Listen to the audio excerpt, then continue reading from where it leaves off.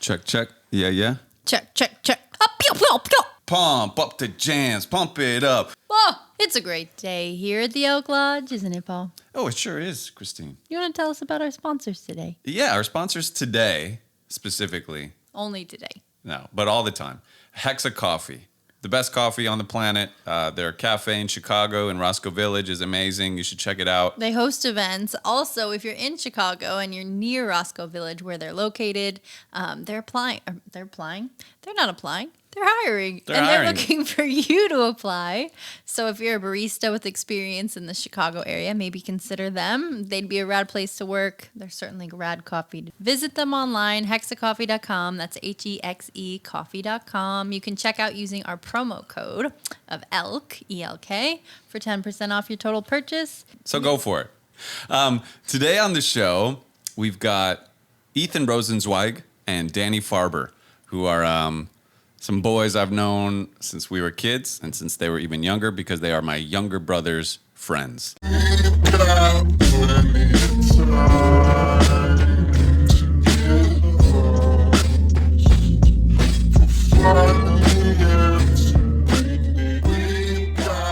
Do you know Steve Aoki has a pizza shop? I did not. A pizza place called Pizza Aoki, but they don't even label it on the outside. It just says pizza. Spitting distance from our apartment. And is it good food? The ratings are bad, but I honestly think that's part of the whole thing. It's like, one, you don't even know it's there. Two, the ratings are bad. I feel like it's just like you either got to try to have like a hidden gem. Yeah, Sound like a real hole in the wall vibe. But it's like looks like a drug. Capitalize on the fact that Here you go, boys. Thank you so much. See how domesticated I am now? Look at this. What a guy. Rose would be so proud. Rose would be so proud. She might. This is crazy. You know what we got to do? We got to set up a game of Risk. We got to play it in Oh basement. my god. And then I'll feel up Danielle Wismer for the first time, and it'll be great. Oh, that And basement. that's like and then we'll play Call of Duty Modern Warfare. That's what you guys would do in That's my what I do basement in a your lot? basement. Until you came down to like beat me in ping Nah. pong. What, did I beat you up? I never. Oh my god. No, you yeah. were super cool. You would never be. I felt like I was never you a didn't beat us. violent. No, Maybe I ping pong. Oh, Very sure. violent ping pong. Yeah. Yeah, Stink violent with the ping pong. Like if I ever had an ego adjustment, it came strictly from playing ping pong against. And we you. never did. It was Yeah. never pool. It was always ping pong. Get the pool yeah, table the was pool the option table underneath was it. just a ping pong, like Resting place. yeah, exactly. That's pretty cool. I see how Yeah. that works. Wow. Well, thanks for saying that about my ping pong skills. I've It was gotten so- worse. it used to I went to bother a the ping hell out pong of me. tournament recently, and I got just destroyed. Did you place? It was like double round or double elimination. Oh. And I won a couple, but then like I lost 2 in a row, and it was Yeah. just Never ideal. living in that loser's bracket. But didn't did you feel good. like you would get better if you had played more frequently? Like say you had a ping Yeah, pong, yeah, definitely. you'd be fine. I got beat last weekend. Playing ping pong? 2 drunk guys beat me. It was just Sometimes drunk is like It's gives the you this confidence. Yeah. flow and Yeah, like yeah. there's a perfect level of drunk. Same with pool. There's a perfect like little tipsiness Yeah, where you're yeah, like, yeah. oh, I'm just nailing this, and then you're like, give me another beer, and then you just miss It's too much. everything. That's me with bags or cornhole. Oh, I guess we're yeah, all yeah. Deerfield people, but it's bags. It's But totally Is cornhole a Deerfield term? no. cornhole's everybody like everywhere but else in us. the world. Oh, but Yeah. bags. What That's- bag? Like bago. Got bags. you. Yeah. Point that's these you. mics at your mouth, How is it like? They touch. So if I do Yeah, do you hear this how right buttery here- your Point it voice straight gets when there. it's Oh. close? If Do it's- and you'll you be hear real that? sexy.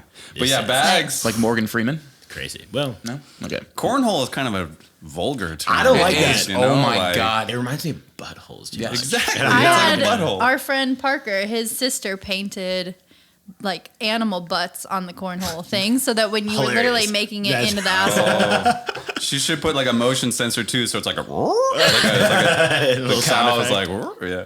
And then you call that cornhole. Like that makes more sense. That's cornhole. fits. Yeah. I only learned that in Ohio, and like they think it's crazy that we call it bags. I'm like, the thing you're throwing is a bag. What else And, do you want? and it's a hole. Granted, it is a hole. Where's the But corn? Where does why the is corn Where's fit the in? corn? Yeah. So the I'm not corn's in the seeing bag. that. No, the corn is in the bag. That's why they call it cornhole. Well, but then it's corn bag. Or they only Yeah. play it in the I agree. Midwest. It's really not cornhole. yeah. Hey guys, let's play some corn bag later. Anybody, Little bit of anybody corn down? bag. He doesn't have quite a. If I'm drunk the ring. enough, I'm really good at corn bag. Yeah. That's Look at when the corn salty bag in 'em. comes in. You went to school in Ohio? I did. University of Dayton. Oh, Dayton. No Yeah. kidding. I was just playing a bunch of bags with some Dayton folk. Did But they they're- call it cornhole? I don't know. Oh, They're also Who are from the dating Chicago. folk? And like everybody at the bachelor party, pretty much, right, because that's where Tommy went to are school. all dating. Yeah. Are you Shout guys Tommy out of? Fiocchi. Are you out of the bachelor party phase? Are you? Most of We're your just friends going already- into it. You're We are st- just entering the wedding. I don't know about that. One by one, I've been making my way through the list. I'm almost done. Because I feel like I'm seeing everybody, like we're at the age where like everybody's starting to get engaged. Like we're Yeah. 26, so it's like everybody's timeline is like, oh my God, proposals. But I I, haven't guess- been to a wedding yet, which will. I've been to I haven't been two. to that many. Well, Jillian got married, but we were there on Zoom. Rick got married. Like counts as that. That's In really India, just those that two. was a In pretty India, big though, wedding. That's that cool. was But cool that as we hell. didn't do like a typical bachelorette getaway. Like she was pretty aware of the fact that asking you to fly to India is Is a big Oh, deal so in you and guys of did itself. go to India? We did. Oh, yeah. And this is like pre-COVID or This like was Pre-COVID. pre-COVID. This was December 2019. So right under So, the like, wire. yeah. Right. Like, and we things had a were kinda layover in happening. Hong Kong. Yeah. We spread it. Well, so that's Paul brought we COVID carried to I it. the brought States. COVID to India, I think. was and then that during to all the name it. Hong Kong riots too? Yes. Because that was probably like right around. So the it Yeah, was I like- remember seeing the papers. They were interesting. Donald Trump was on the paper, like cover of it, and I couldn't understand the headlines, obviously, but Sure. there was like all these people waving American flags and kind of like cheering them on. And I don't know, I forget the details, but I guess he was semi-supportive of those protests. He was and- supportive of yeah. the protests. What a timestamp. Yeah, Uh-huh. I know. I think wish we I would have grabbed- grabbed. I think we did. I don't know where it don't know. is. We Maybe hoard it's we gone. hoard things, so I don't know where it Okay. is. I couldn't tell by the apartment. It looks really nice. yeah. Very minimalistic, I Yeah. can tell. It's well put together. Yeah, luckily we're both kind of maximalists. Is that a word? True. Is I that don't a know. word? You've used it before, Christine. I You use were the it. first I time use heard it though. because it applies. I've learned the word because the And you can apply it. minimalism. You can apply it to what you're doing, and then I think you can actually apply to have that become a word in the Webster Dictionary. Can you apply for words? I Have in you my sent in opinion, for some I words? have I know not. they do add But them. they do add. They do Sure. add. They do. And who decides who adds? Like, Pop culture. were you born an adder? Papa Webster. Okay. Maybe. What are you guys familiar with the term chuggy? No. That's a new one, right? I It's can't a say new. I am. Like the It's- kids are saying that? The kids, well, I don't know because it's a millennial made word about how Gen Z defines something that's kind of cringe. It's chuggy, right? I like it. It was a TikTok thing, and then it like spread around TikTok. Like, oh, it's so chuggy, man. Da, da, da, da. And then it turned out the guy that like invented it is like a millennial. So like, But why wasn't cringe good enough? why wasn't? Well, Seriously. they got to have their own twist. Things on need it. to evolve. You Yeah. know, everything evolves. So words are now evolving. This is what I'm talking about. Now Words we have been Right. So you evolving. Yeah. throw your maximalist in there. Call it a day. Maximalist, I'm sure it's in there. cornback, It it's all going seems in. like it makes sense. You know, minimalist. What's the opposite of that? Maximalist. Yeah, and it flows. It's not like some Yeah. crazy word that doesn't. Right. And you know exactly what it means when you hear it. Yeah. So you guys are 26. Yes. So, Yeah. so Plan that. are you like, I don't know. I felt like I was 28. I started to feel like, oh, I'm not a kid anymore. Or like no one says like, you're young. Right. Do people still say that? Like, Yeah, you're young. all the time. So you still feel a little bit young. No, my 14th birthday party at overnight camp, they called it Farber's 40th. So I've felt like a grown man my entire life. An old soul. You're I not love at that it. store Yeah. at this point. Yeah, exactly. I'm still getting carded, but like, so nobody really buys it. Yeah, I'm finally at a point where if I get carded, it's kind of a compliment now. Oh yeah. Okay. It doesn't happen 100%. all of the time anymore for me. Getting carded. Yeah. Ah, Is that a Sometimes- dig? usually do you it think? does. right. From Are you? do you feel bad about that? Not offended? really. I'm like, you know what? I've earned all these gray hairs. It makes sense that you just think that I'm not scraping by anymore. You know? Sure. I'm excited for the gray hair. Like, is that The salt weird? and pepper. No. Like, I I love kind mine. of want to see it. I'd rather the gray hair than lose hair. Like, that's kind of my I MO. am getting nervous. Yeah, about gray hair is a good look. Just the. I've got what are the power corners? alleys. The power alleys. Half Is that a power thing? alleys. That's here. That's yeah, these. It's I going think, up. I It's, think everybody, power whether you go alleys. bald or not, everybody gets the power alleys. Okay. There was like some recession happened for me too. Yeah. But I don't know. Mine if is I'm doing going the bald. same thing, honestly. Like that's the first area to go gray for me. So it looks. Oh, I it's do not, see a little in there. You know, it's like Superpower. it's kind of buried, but under there, I feel like it's definitely thinning out. It's not receding, but it's like not as thick as it once was, which is sad. But why do it's- we I'm gonna- think as a society I'm we gonna don't like admit it. people that are bald? What do you think that's about? I don't know, Mr. Clean, Johnny Sims. For But those they're people who- too. choosing baldness. The male pattern, like George Costanza baldness, is The ring. baldness doesn't The bother Larry me. David. It's how you wear it, though. Right. You know, it's like That's what I've heard. it's like Right. it's like height. It's like anything that people are insecure about. If you Sure. just Look you at can- Larry David. He rocks it. If it's He gonna rocks like it. control Yeah. your behavior, it's a problem. But if you don't care, I don't care. I've had a weird theory. Yeah. And I'm sure it's not a weird theory. I think like head shape is a big indicator. I'm like, can you pull off being bald? I have a big head and a weird shape head. I always have. Like, So you're basically afraid for your well-being and your future. Like, I'm one of those screwed people if I'm bald. Like the head won't look. It's just like even if I went full Mr. Clean, jacked out of my mind, like the head still would look weird. You'd be surprised how little it matters. I mean, how often is somebody like looking down at your head?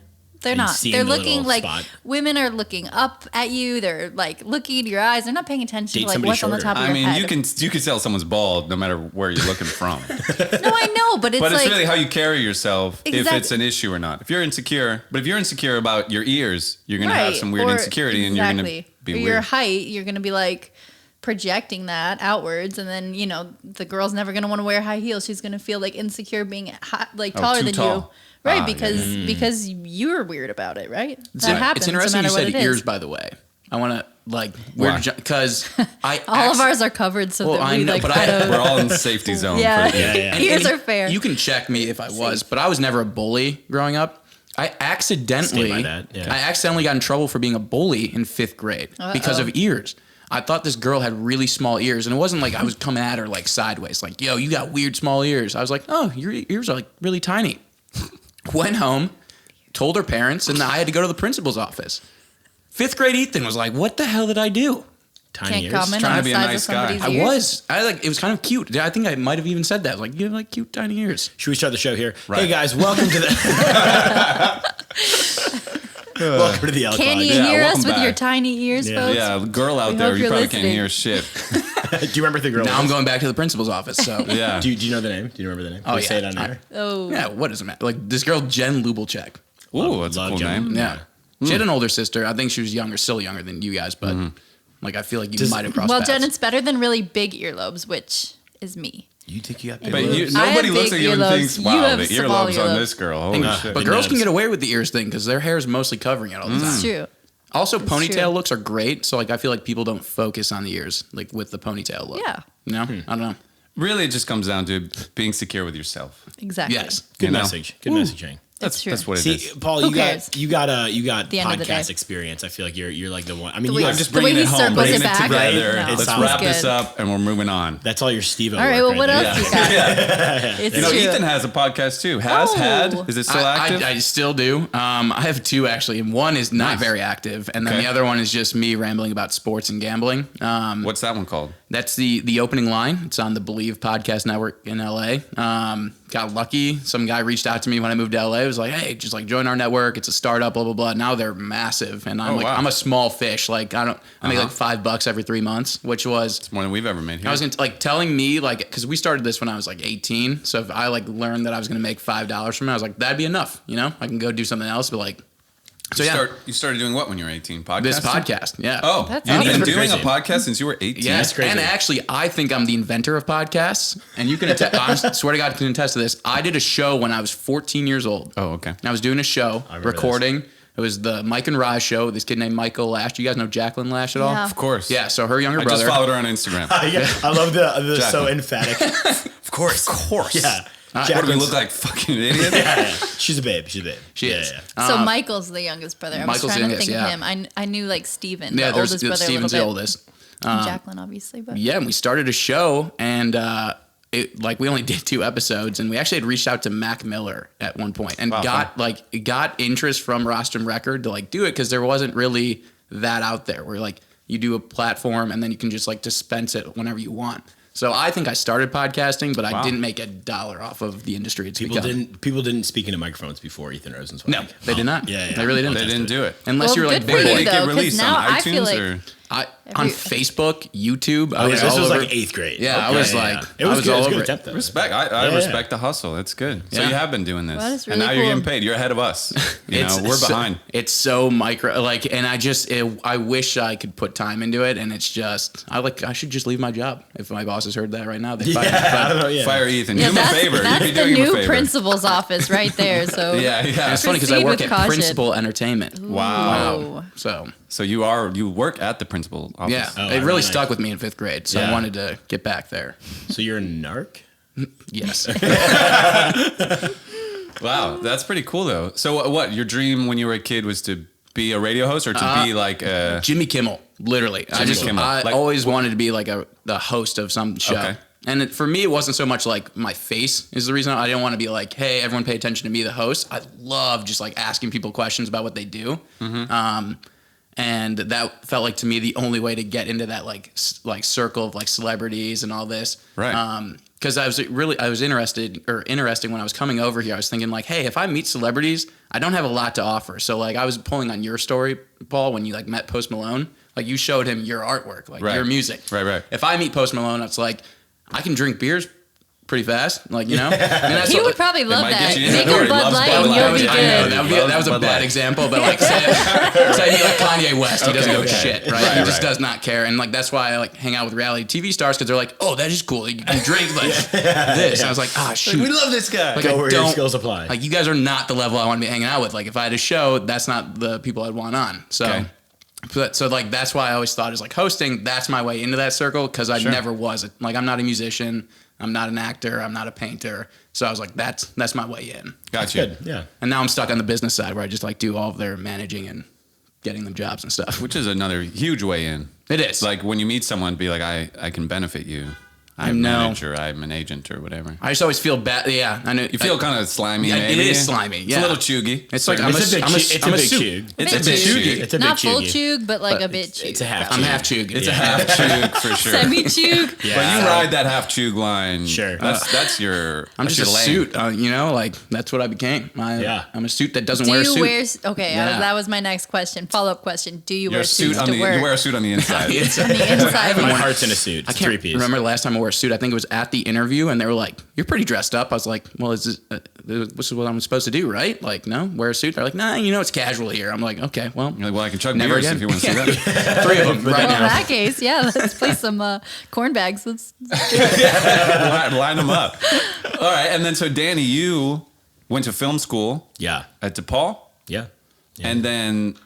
Was that always your dream, getting into film of some sort? No, it kind of found itself like later in high school. I always wanted to be an actor. a late bloomer there. Cool. Yeah, a little bit there. Yeah, real late in the game. Yeah. No, it was one of those things where like I always wanted I did theater and stuff growing up, and I'd be in like plays and we'd make like dumb little short films, and yeah, it was just a thing where I told my parents I wanted to go to like an acting conservatory for college, and they were very against that. They're like, there's no stability. Like, figure out a plan B, make your plan B your plan A kind of thing. And I was like, well, okay, well, fair. And then I was like, well, I'm going to go learn how to make movies, and I'll put myself in movies then. And they were like, that's a good idea. Like, that's a great business. Idea. Yeah. So that kind of like brought me into DePaul, which I was always like, gonna get out of. I thought I was gonna get out of Illinois, gonna get out of go to like a big state school or something like that. But DePaul's sick, and like the city's really cool, and I really enjoyed kind of having that like best of both worlds. We were kind of in the middle of like a cultural renaissance. I think when I was there, 2014 to 2017. Why? That's like Chance the Rapper starting. That to was pop like the off Chance the Rapper era, and like everybody was like anybody touched anything and it turned gold, pretty much. Specifically him. You mean coming out of Chicago? Coming out of Chicago, it felt like everything we were doing was like monumental. And people were historic. like looking at Chicago for like what's for the cool thing, which really, was kind of rare. People aren't always like looking to Chicago for to influence pop I think culture. there's generational artists in like any market, and I think that was just timing, and like he was that guy, and like everybody was able, like anybody around him was able just to kind of come up with him and like kind of do that. But were you around him? Were you like in sort of? Yeah, I did a few projects with him. I ended up freshman year or sophomore year, I was in one of his music videos because I was just a PA, like a production assistant for the producer. She's like, do you know who Chance the Rapper is? And I was a big fan since high school. Like, I got arrested and a 10-day in-school suspension. Well, he dropped 10-day when he got arrested and he got his whole thing. Right. Kismet. I was like, who is this guy? Like, he's telling my story. This is crazy. Yeah, 100%. And then I had like true like devotion at that point. And then, so like it was one of those things where I like right place, right time, like hopped on one of his sets and then networked myself pretty well. I ended up assistant directing for him and then producing one of his music videos down the line. Cool. Sweet. Yeah. I had That's no idea. awesome. That's awesome. Yeah, real Cool. full circle stuff. Yeah. And so then when did you make the move to LA? That was just a couple years ago? Going to be 2 years okay, 2 years. I just realized it was the beginning of this month. Nice. In August, but we're deep in August. We're now. in August. Yeah. I almost just got to my 1 year anniversary of moving to LA. So cheers. Oh, yeah? Cheers. Yeah. Cheers. Cheers, Look at that, everybody. as they say. And then my girlfriend she just moved out here like a month ago. So cool. it's been rough doing the long distance, but it's fun not doing long distance anymore. Definitely. Is she from Chicago? She was a DePaul girl, yeah. Okay. Yeah, Grays Lake.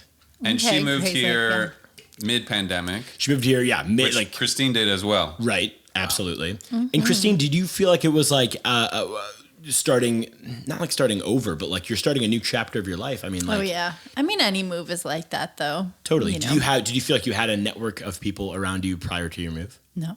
Yeah. What, in Tucson or here? Here. Here. Oh, I here, mean, no. I had Paul's network, which is vast and awesome, Sure. but it wasn't, anything, not necessarily like my people. My mom's Right. close by, Yeah, which is that's cool. nice. She's in Palm Springs. And, That's kind of what I mean, we're I've dealing got, with, I've got friends and family here and there, but Totally. I mean, a network, no. But it's one of those things where it's like, as because I'm very extroverted and like I work in like film and stuff. You meet a ton of people, and my girlfriend, I love her to death. Her name's Kate. Shout out Kate. Hi, Kate. And it's one of those things where it's like her network is primarily my network, and like I'm still building my network right now. So it's interesting as you develop a life together with somebody, and you strengthen those ties in that relationship. Well, you also exist in this like very like far-reaching network in a very like outgoing space, where it's one of those things where you got to kind of do both in tandem, and like Yeah. it's a bit of a balance.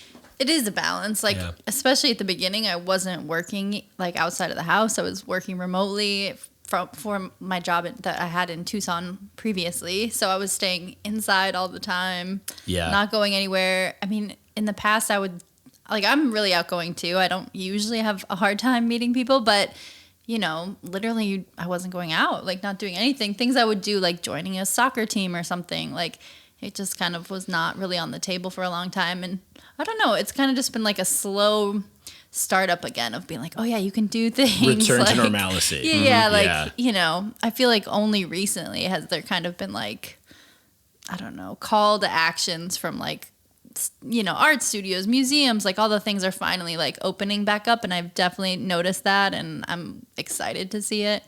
But yeah, it is like a balance of just It was a weird time to move to LA though, Yeah. too, because it's shut down. I kept saying like, trust me, this place is really cool. Like it's not always like this. Yeah. Like it's a pandemic. Like there's cool stuff to do, but not right now. So it's Yeah. kind of tough too. It's like just a weird time. But yeah, and I think after college too, like, I mean, what a like easy way to meet people, right? In that Sure. chapter of life, like you just sort of like exposed to new people constantly, and your lifestyle is so social. But now I'm like a little bit antisocial, I would say. Like I think it's got to be a generational thing too. It's like, I mean, everybody's going through the pandemic. It feels that, but like millennials, I feel like we were like the screen me generation, right? And like, I feel like human interaction is like starting to lose its grip with us. And a little bit. Yeah. I need more time than I've ever needed before to be like alone and like recharging privately, I just find social interactions to be a little bit more draining than they used to be. After the pandemic. Yeah. Yeah, I think we all got really Like comfortable I need a in the nap pandemic. after, Yeah. There is like some I'm like like, oh, fuck. restarting the engine. Yeah, it's exhausting. Yeah, it's It just is. like, and I we're don't not know, we're it's not our stamina, our social stamina. Oh my god, is so it's low. Yeah. low. I feel like I have to go out every weekend too. We stayed in last night. We watched movies, got stoned. Looked at all the cameras and I get stoned on camera. Principal's That's just so the office. cops can find Just you. wink at the yeah. camera before the episode's over. I don't think anyone's Officer done that Friendly is yet. gonna come get you. Officer friend. I think that was a Deerfield cut right there. I think it was. Yeah, Hilarious. friendly. But it's one of those things where it's like we like I wanted to kind of do one of those like let's stay and watch a movie kind of night, and I had to check in with myself of like, should I take advantage of the fact that like people are out and about and like the world is kind of like returned back, or like can I take this evening to like just kind of chill and like I don't have to take every night. To But that can I degree. flip it on actually all three of you for a second? Whoa, yeah. Flip it. Here comes the Ethan flip. Boo, boo, I'm coming in hot. Hot take. It's like I'm about to drop a verse on you guys. You guys are all in committed relationships. You guys are fiancés. You've been with your girlfriend now for a long time. I'm super single. Like, for me, you hear that, lady? So going out is like, I always want to be out. And I was out last night and I was out the night before, and I totally get it, right? Like, people are getting comfortable with like being in COVID, the whole lockdown. For me, I go nuts. I cannot be alone for like a second. If I am alone for a second, I have to like be thinking of something to do, or else I'm gonna just lose it. And I'm constantly wanting to go out. Fridays hit, he knows it. Like, starting around like 4 p.m., 5 p.m., it starts revving up. I'm starting to get after it. And you guys live together? Yeah. Yeah, for 2 years now. And he knows. Like, the music starts going. I'm ready to get going. Like, getting pumped. I'm just getting Pre-game. pumped. Oh, I'm just ready to go. but it's so loud. It's so loud. And it's like right in the middle of the afternoon, which is as you should. Like, you know, you work for the weekend, you know? Yeah, that's right. No, he's getting ready to go. That's what I assume is going on in his room. And it's just like, I have to go out. And if I don't go out, I feel like I'm wasting a weekend. And this is gonna sound dumb. Like, I feel like I'm wasting an opportunity to maybe meet my potential fiance or a new friend that happens to be a girl that wants to have some fun, you know. But so yeah, for me, it's just, but also like I totally get that. I feel like there's that networking aspect where like everybody in this town, anybody you meet could be the person that can like help your career. That too. And I definitely feel, at least on the relationship side of things, where it's like I want to take time to develop this and develop us, but I feel like I'm kind of taking myself out of the ring a little bit to like meet the person that could actually introduce me to the rest of my career, kind of thing. Leonardo DiCaprio. Leo DiCaprio is like, where is this Seth Rogen Where's knockoff? Danny Like, Farber? what's going on? Where's he at? Right. So I don't know. I mean, I definitely feel that. I think it's a good point of distinction. It makes sense. You're young. Like, you should be thirsty in that way. You So don't we are want young still. So I would say y'all I are think still you're young. young. Yeah. To me, you'll always Yeah. be young. I mean, That's fair. I still feel young, but I think the 20s. I mean, yeah, you guys are just a little bit younger than us. I was told I was old the other day. I feel young. I feel like I didn't get like, I've been playing a lot of basketball again recently, and these like 20-year-olds were like, you are old. Like, I'm surprised you're still out here with us. I was like, I'm 26. Yeah. Shouldn't I be in my NBA prime? Like, Yeah. What are you talking about? like, what is wrong with you guys? That's a I weird thing definitely about feel getting older more often than I feel young. Yeah. I would Yes. say.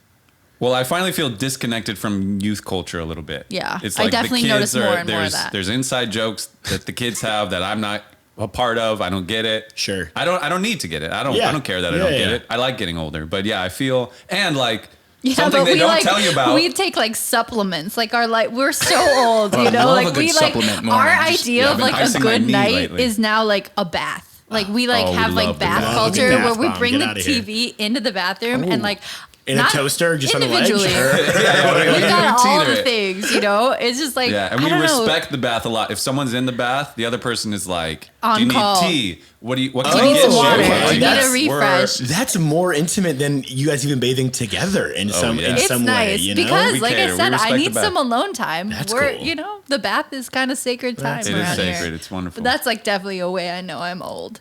But that's like my idea of like a good night is like, oh, I just can't wait to get home from work so I can I Take feel a like bath. watch That's that your show reward. in the bath. I've started to notice because I've been like hopping on and off like movie sets since I was like 19. Like the first time I got that's like my thing. I was always, as soon as I like learned that I like to do film and like all that stuff, like I just couldn't get enough of it. I'd make all these projects and whatever, and I always felt like the young hot shot, like whatever, like hustling. He's making his thing, or on the really big projects, like you know, I'd be like the nobody coffee runner, whatever guy. And I'm noticing lately that like there's a whole new crop of kids that are like hungry and like wide-eyed and whatever. And like I still very much, you know, have ambitious and goals that I've yet to even come close to hitting. But I feel that in like, oh, I am getting a little older, a little bit more comfortable. Seasoned, if you will. Seasoned in there. It's not the first day of school anymore. You're like you're a sophomore at least now. You know, like you don't feel I got like 7 or so years in the game. I feel like it's more so like I'm still excited about the things, but everything feels more like it used to be like 100%. I'll cancel whatever I'll do to be there, and now everything's a bit of a toss. It's like a pacing thing, you know. Yeah. When you're young, you don't have to pace. You don't have You to burn pace yourself out. Yeah, like totally. you've got so much fucking gas in the tank. You Yeah. could go forever. It's totally But true. as you get older, like your energy levels shift. Like things shift. You're just not so like eager all the time. Are we too young to be collectively as a group? Are we too young to be having this Probably. talk? though? Probably. like, we'll look back and like 20 years, be like, remember we thought we were old and when we were 30? Like, I was geez. gonna say, anybody who's 30 watching this, they're like, what the hell is going on Right? here? Yeah. We've got fuck like you. Or our someone's friends like, in our 50s and 60s. Yeah. They're like, Yeah. fuck. they're like, You got to fuck. put They in don't more know. work. Yeah. Yeah. They 100%. think their bones ache I don't think now. we're old, but we're not young. Yeah. And like half the NBA is like younger than us. You know, like that's something they don't tell you about. Like Yeah. it was even weird watching college sports being like, oh, these are like kids. This is like crazy. A 19-year-old 100% little boy. Yeah. Like, It's a I used to little boy- think it's of a these little as boy, like man. adults. They can still dominate me. Yeah, right. Yeah, That could 100%. murder me Which if they wanted. also breaks my spirit. Like I like watch them. I'm like, oh, you're 19 and can kill me. And I've been playing basketball for so long. It's just yikes. It's rough. It's rough, but I like it. I like getting older. I'm just killing time till I'm like old. Do you I think- wanna Paul be a says that grandpa. all the time. He's like, I can't wait till I'm old. Dude, well, Like It's rocking cute. chair old. Like you Yes, get to, like yeah. Like 100%. little Like kid on my dirty lap, grandpa yeah, jokes. grandchild on my lap, and I'm just telling stories and smoking cigars. because and then like, all the hard stuff's done. I You've know. done it all, and then Right. like whether or not like you like make it or not, like you'll already know at that point. Sure. You don't got to worry about. You don't. I feel the exact same It seems way. peaceful for sure. but as long as you don't have regrets, like the time between now and then is just all about doing things so that you're not saying, I wish I would have done that. Maybe when you're old, you're saying like, I fucked up. I made a lot of Right, mistakes. you can make mistakes, which is but fine. regrets- That's a better yeah, story, yeah, actually. sure. But it's like, you don't want to be like, oh, I could have been a contender. You know, I could have been somebody. You don't, that's the only thing you don't want to be I was saying. gonna say mistakes are good things. That means you gave it a shot, right? Exactly. Failing is like that. I don't even think is qualified as a regret. Like you should fail. Like Yeah, one of the definitely. first things I learned from graduating college is like in your 20s, you just got to go after everything you want to go after, and failing is totally okay. Because I at agree. least, like you said, at least you did it then. Yeah. Like, Yeah, at least you did it. You tried it, and you learned so much Right. by failing. Like, And then you give a good lesson to the next person, right? That maybe they have that same interest and they're going to go for it. But now they have a little bit more knowledge because you've been like, hey, this is what happened to me. This is why I failed. And now you go give it a shot. Yeah. So, I feel like, and I know this room specifically is like a bunch of very ambitious people. I know Ethan very well. He's a very ambitious guy, and you guys out here making a podcast is a very ambitious thing. I wonder if that's a generational thing. It really seems to me that like everybody with social media and whatever, like everybody's got a YouTube channel. There's a bunch of podcasts out there. Everybody's got a story to tell, and everybody's telling their story or trying to make it big or making fashion or making beats or whatever the thing is. Is that more so now than ever before? I think yes. I think our generation kind of is looking at the world like I definitely don't have to go to like put a suit on 9 to 5 Right. and go work a shitty job. Like there must be a way I don't have to do that. I know it exists, and we have evidence that it exists everywhere around us. Like so I think yes, for sure. I think it used to be like you get a job, that's your job for life. That's it. Like you're not going to quit that job. You're not going to move towns. You're going to retire in that job. And also, like, you can make enough, you can make a living off that Right, one it was job. you can enough. make a living. Yeah. it felt more formulaic. Formulaic? Yeah, Yeah. right, Yeah. right. Yeah. It's just that was how you did it, and your parents did it, and your grandparents did it. And Right. like, I think then you are right that like our generation and social media, I have to assume, helps with this. Like being able agree. to see other people do things you want to be able to do has to be like, oh, I'm not going to go 9 to 5. Right, I'm going to right, go do what they're doing. I think that I was thinking the same thing. Like we are with social media, you can try on so many different Oh, yeah. lifestyles and like imagine. Whereas when you're little, you're like, you could be a doctor, you could be a fireman, you could be a teacher. Like they kind of just tell you these like career paths, right, that you can follow, but they're really narrow. They're really not a true representation of like the careers that exist in this Sure. world.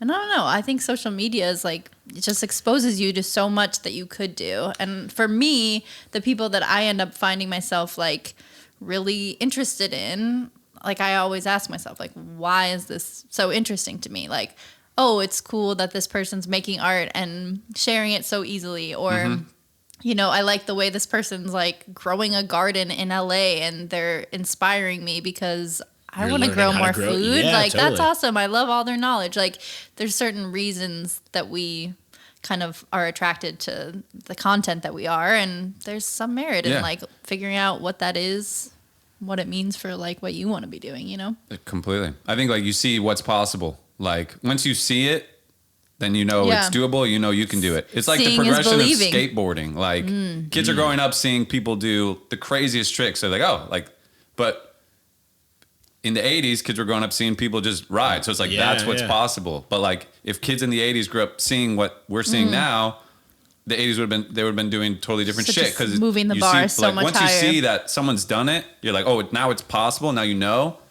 It sort of makes it easier for you to fill in that void. You know? I was gonna say that was perfect, like that analogy, because it just happened. I don't know if you guys heard about this 14-year-old who just Olympics? No, Or- it wasn't even in the Oh. Olympics. It was in the X Games this year. Hit a 1080 And the kid grew up watching videos of Tony Hawk hitting the 900. Nice. That's crazy. And Perfect. And standing at the top of the ramp was Tony Hawk while he did it. Beautiful. This kid just broke down. It was like one of the most like not humbling. It was such an emotional moment. This kid broke down. He hit the 1080 in front of Tony Hawk, his hero, and I was like, unbelievable. That's cool. right. Yeah, That is so cool. It was possible, and then now he can go out and try to exceed it. Like, right.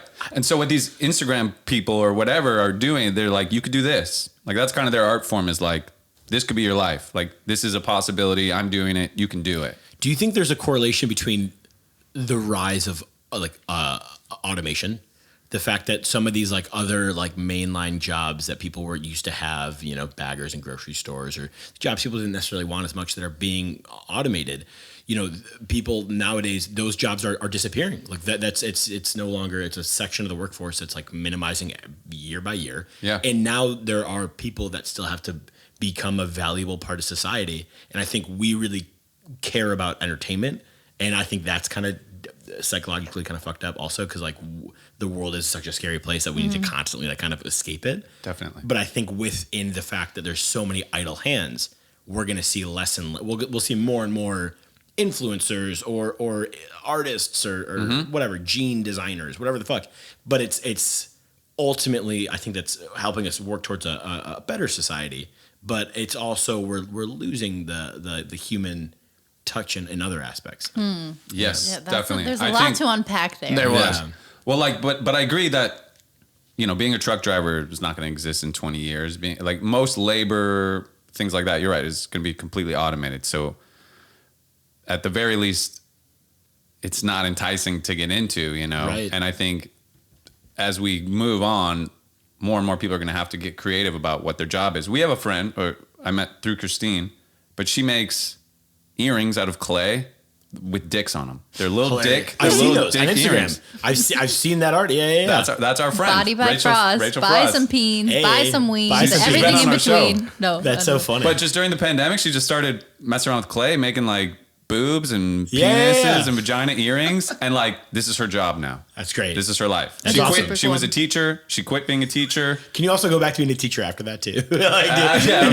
You're definitely going to have Depends to what have a you're chat with teaching, the you know? principal first, Yeah, she'll go to the but you principal's probably can office. get your Principal job back. Yeah. Sure. Should meet me there. She'll see Ethan. Hey, It is- good to see you. It's like our entire workforce is demanding changes, though. Like, what is important to us now is different than like what mattered to our parents. Like, you know, we want time off. Like, we're people who need time off as our generation. Like Paul said earlier, we're not staying in careers for our whole lifetime.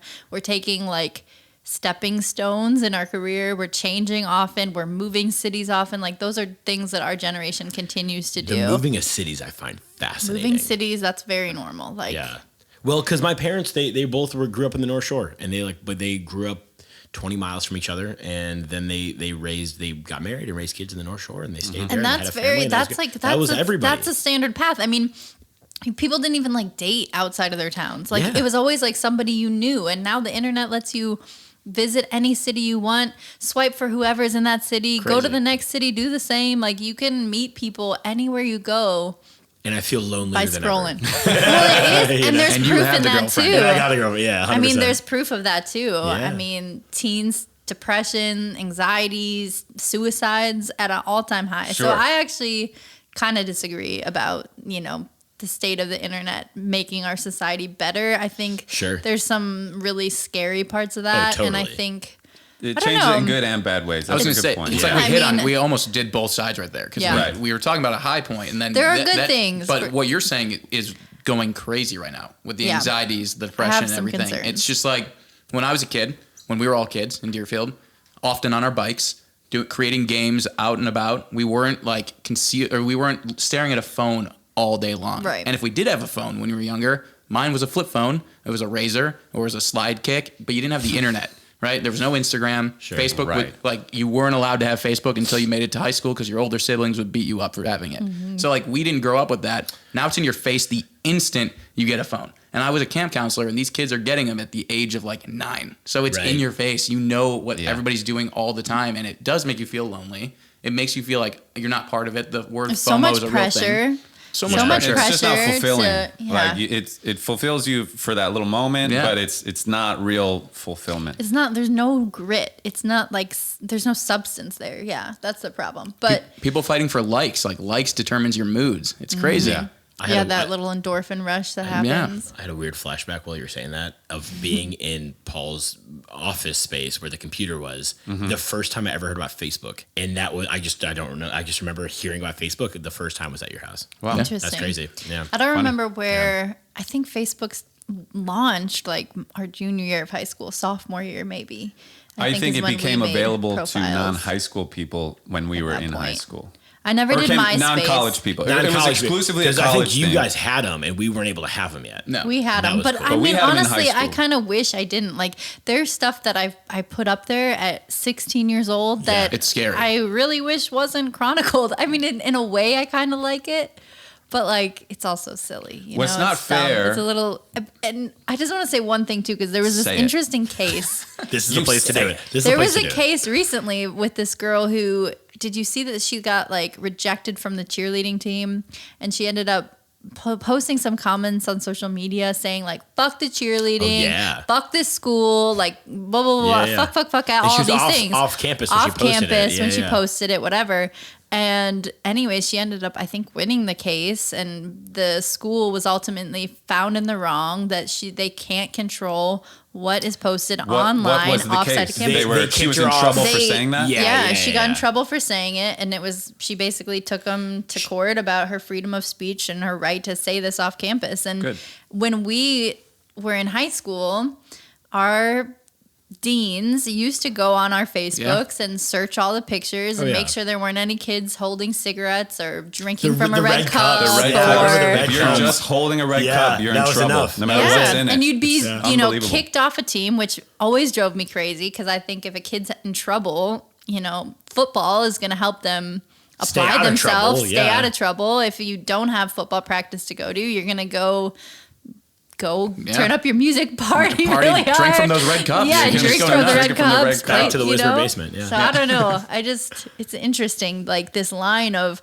where our lives end. Like I worry about it a lot with this podcast, like I've been job hunting and I'm like, okay, if I work for an elementary school with a pretty conservative reputation, are they going to be happy that I'm saying fuck all the time and But at the same time, is that an employer that you really think that you'll jive well with? No, it's not. Yeah. Which is why I think that that's another way that I'm representative of like our age group in terms of jobs. We don't accept this like blue collar job that's going to box us in these ways. We want to be able to be ourselves, to be able to have tattoos, to be able to have purple hair, to be, whatever sexuality you are, like we're demanding more space than ever, which is pretty cool. And I think that is getting better. Like I think the tattoo thing, I'm noticing people are, and I know there's still like conservative jobs that won't go for it at all, but I think like like your image is no longer tied to you getting the job or not in certain areas. Unless I think it has less impact. Than way it has. less. But I think you are right that the social media has a lot of impact. I think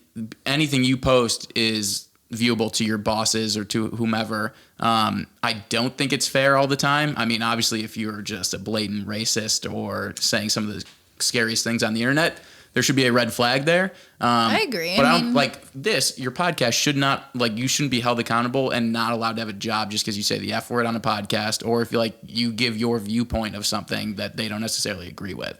I mean, it's just these examples are popping up all the time. There was just a teacher, I think in Ohio, but I'm not certain about it, but she posted like this weird ass like memorial, like open letter to a student she had that got shot and killed at 10. And it blew up because instead of like talking about it as the tragedy it was, she just like made a bunch of dumb comments about how this girl wasn't the brightest, and then like proceeded. It was horrible. She proceeded to like drag her through the mud and talked about how her family was messed up at home and how she wasn't very good at class, but she was running her household in the second grade, and it was just really sort of like a toxic framework for talking about the situation. And I think she just lost her job. Like the school found out, there was community outrage. And it's that's just a so weird line, interesting. though. That like, is a weird line. You don't like because that's kind of messed up. Like, Yeah, It you is don't want messed that. up. As an educator, you But don't she want to be was that person. trying It's to very do the messed right up. thing. She was trying to be nice. But she was very naive and blind to wait, was how she memorializing her? Like, was she like? Did it start out being like, "Oh, I'm so sorry," and then she just starts going into like not slander, Yeah, but she it starts was- going into. it's like, Yes. sure, she wasn't the brightest. And yes, she deserved it, but still. Yeah. That is bizarre. I think her intentions were to kind of acknowledge and like talk about this loss that the community was feeling. I don't think she had bad intentions, but she was, really missed the mark. It makes me nervous to see what people say when I die. Like, Should we see? he was kind of an asshole. Yeah, we can pretend like we'll just. We miss him. Oh, he was a great guy. So On the ambitious. inverse, he was Longest he was a podcast special in the boy. world. got real dark. Yeah. On the inverse of that, there's this there's a social media platform, Letterbox. I don't know if you guys are familiar. No. It's where you rate films. It's just mainly for like cinephiles, and you get to do a thing, and it's great. You have a little review of the film. Everybody's a critic. You give it a score. I and Ethan can kind of attest to this. After every film I watch, I have notes in my notes app where I'll give it the dumbest, my like knee jerk reaction to the film, and just kind of say like what I liked about it, what I don't like about it, and I'll give it a score. The scores are based off of nothing other than like my initial reaction to the thing, and none of them make sense, and it's whatever. But I don't want to put that anywhere online, especially given that that's the industry that like I want to succeed in. Like I hopefully one day will work for a lot of those directors or what in any department, and it's a thing where it's like I don't want to shit talk my future employer. I'll have that hindsight. But on Instagram, I put up this thing the other day about eating ass, and I was like, "That's hilarious." And I got my baby cousins that follow me on Instagram and stuff too, and it's like, I don't give a shit about that. Like that's got Right. nothing to do with my career. So Right. you gotta really find that line. I guess that is the Yeah. line then. It's what you deem can like impact like some of your future plans versus like you don't think saying something about eating ass is going to ruin your future plans. In fact, Yeah. it might help you. It's comedic. People are like, Right, let's totally. hear him talk about eating ass. And I honestly don't have a lot to say about eating ass. I don't have a ton of experience there. Go for it. I mean, if that's the vibe, right? But I mean, they put That's the message to your I little just- baby I cousin. Try. Sponsored try by it. Roscoe We- Village Coffee. We recently started naming our episodes. That might have just. There it is. Go Eating for ass it. with Go Danny for and it. Ethan. Eat Go ass, for kids. it. All right, Give it a fine. shot. I was picturing a gopher too, and then cornhole. There's Oh, just too many hilarious. visuals Donald Trump's happening. face you said earlier. I wanted to say gosh. his face looks like a cornhole set, and she's like one big hole that's never Oh, closed. so it's just like his mouth? Yeah. That'd be kind of fun. That's an NFT, if anything. Yeah. You know? yeah. You guys And in then the Are NFTs? NFTs, I are they have- still I don't popping? know. They're getting Booming more. again. Are they getting Yeah. bigger? Whoa. Yeah. except for the Top Shot basketball one that I've invested in. So don't follow my advice because my money's in a hole. Where can I post an NFT? I want to put up Did you the say dumbest Top shit. Shop? You need to Top find like a shot. gallery. Yeah. It's like it was the NBA. So it's instead of like having physical playing cards, they're now on the computer. Your cards Yeah. are all on the computer. They're assigned a value. Like LeBron has like the highest card. It went for like $600,000 at one point, maybe higher. Chump change. All gone now.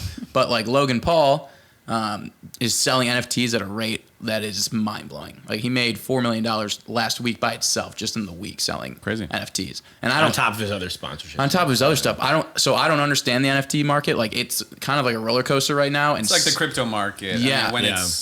if people have faith in it, right. it's like a lot of markets, but if people have faith in it, it's going up. And What's crazy is these things aren't tangible though. know. Like that's what's blowing my mind. But like, so you're selling images on a computer that like I feel like you can get the smartest You're- web designer to make you one. You're Like, selling the ownership of it. I know, but it's crazy because it Yeah. can be remade. Anything It's digitally. so weird because it is kind of like a front, right? It's like a flashy, like, look what I have. I've got the OG original mint condition playing card here. Like Right. nobody else has it. It's a weird like flex move. You're honestly. diversifying your portfolio, though. You're I you're know. gaining assets. yeah.